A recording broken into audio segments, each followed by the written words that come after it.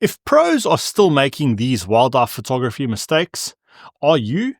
In this video, I'll reveal the common errors even pros overlook and show you how to fix them, helping you avoid ruining your wildlife photographs. Now, let me start off with the first mistake with something I actually experienced firsthand. I was out in one of the greatest game reserves in Africa for wildlife photography, and we woke up one morning and the weather was quite bad, and the professional photographer hosting the safari said that they didn't want to go out in bad weather because they don't photograph in bad weather. Now, luckily, I was on a separate vehicle and I wasn't part of that discussion. So I went out with the vehicle and my photo guide, and we photographed cheetah hunting wildebeest, and they were successful, and they ate for about 2 hours on this wildebeest. The vultures came down, there was lots of interaction between different animals, and after the sighting, the other vehicle on the safari came into the sighting and had missed everything. But this brings me to my very first point: don't be put off by bad weather. Now, in this first example here, I photographed this leopard during a rainstorm in the Masai Mara. You can see the rain adds so much mood to this image, and it's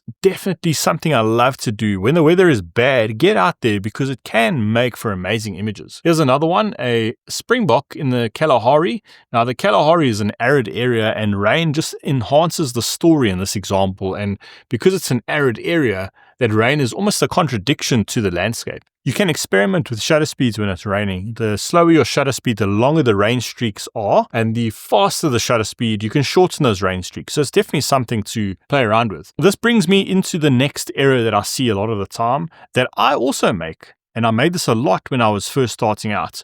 And let me show you this example here. I've got a beautiful lion cub jumping onto a lioness. The exposure's fine. There's not a lot of action going on. And if you look at my settings here, 1/6400th of a second. Now, that is way too fast for something like this.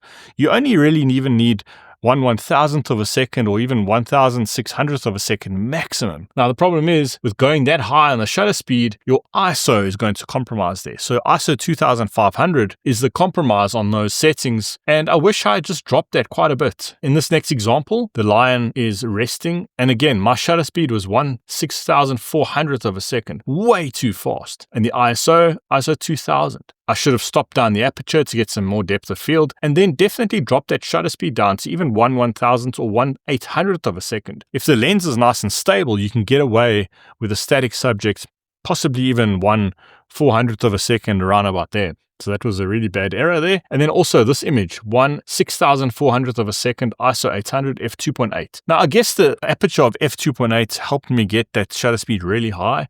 But if I just dropped that down to even 1/2000th of a second, my ISO would have been almost at ISO 100. So the quality of the final image would have been way better. And I guess this ties in with the next problem I see. If you look at this image here, we've got an exposure of 1/1600th of a second, ISO 800, f5.6. Now, if you look closely, the eyes of the lion are actually falling out of the very sharpest plane of focus. But had I focused properly on the eye specifically and had an aperture of perhaps f7.1, for example, I would have rendered the face of this lion a lot sharper. And in this example here, you can see this is extremely close, but because I used a aperture of f6.3, I was able to get the nose and the eyes in sharp focus there.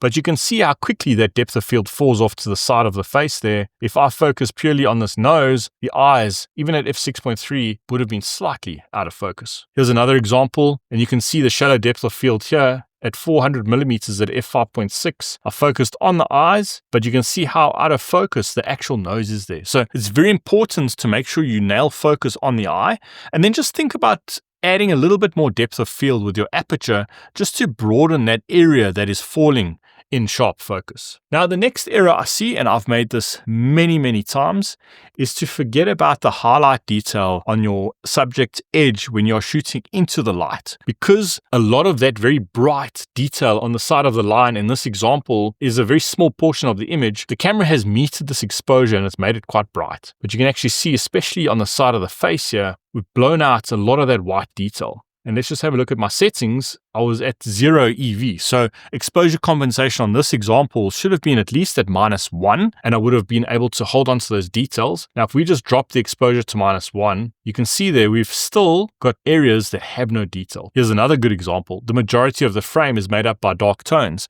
And now because the camera is metered for those dark tones, it's increased the exposure. And because I've got those very sharp, very bright details on the left-hand side of the wild dog in this image, they're all blown out. So have a look at the exposure bias. I actually had positive exposure compensation here, which was a complete mistake. I should have gone to at least -2/3 on this, and the shadows would have been dark, but I would have maintained proper detail in that very bright area there. Now that brings me onto this image. If I look at my exposure bias here, -1.33, and that is properly exposed. You can see we're holding on to all the detail there. And now this brings me on to the next error I see a lot, and that is people don't spend enough time editing their images. You might just quickly throw in a quick edit, not even worry about the noise. But if you really just spend time, you can really create real moody photographs, like in this example here. Because the light is catching that area on the front of the lion's face, I'm able to darken the image quite a lot and add quite a lot of mood to this photograph. If you want to learn how to edit your wildlife photos properly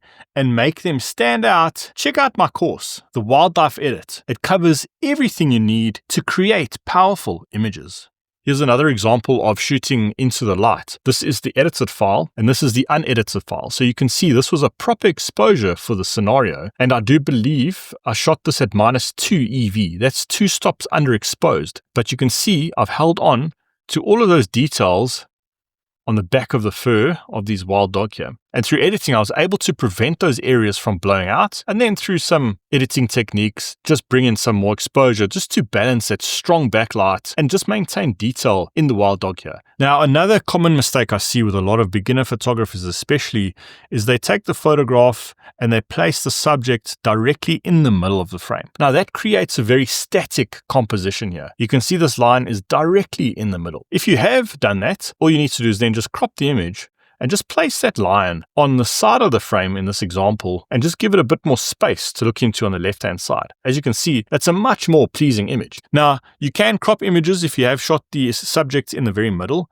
The problem with cropping is you're losing a lot of data in your image. You're getting rid of some of that data. So if you can shoot like this in camera and not rely on editing afterwards, that is the first prize. In this example here, I've got this cheetah who's also been placed right in the center of the frame.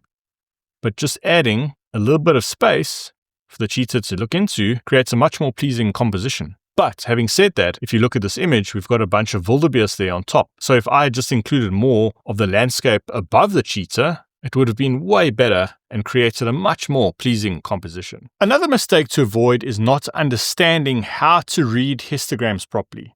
This can result in poor exposures and lost detail. In this video, I break down everything you need to know about histograms.